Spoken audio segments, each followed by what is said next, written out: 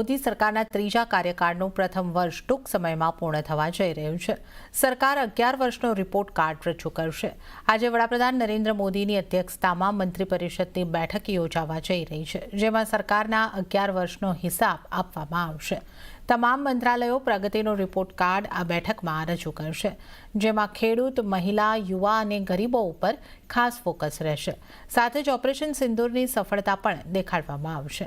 ઉલ્લેખનીય છે કે પીએમ મોદીએ ગયા વર્ષે 9 જૂને શપથ લીધા હતા.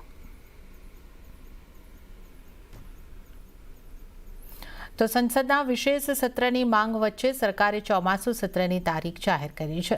ચોમાસુ સત્ર 21 જુલાઈથી શરૂ થશે અને 12 ઓગસ્ટ સુધી ચાલશે. સંસદીય કાર્યમંત્રી કિરેન રિજિજુએ જણાવ્યું કે ચોમાસુ સત્રમાં ઘણા મહત્વપૂર્ણ મુદ્દાઓ પર ચર્ચા કરવામાં આવશે. 21 जुलाई से 12 अगस्त तक मानसून सेशन को चलाने का हमने डेट तय किया है और हम ये भी कहना चाहता है कि कुछ लोग स्पेशल सेशन के बारे में बात करते हैं, तो इसमें ऐसा है, हर सेशन स्पेशल ही होता है.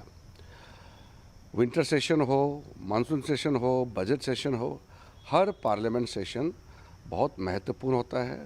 वो स्पेशल सेशन होता है और देश का दिशा तय करने के लिए, कानून बनाने के लिए, नीति बनाने के लिए और बहुत ही जो अपने अपने मेंबरों का इम्पोर्टेंट बातें करने का भी प्लेटफॉर्म है.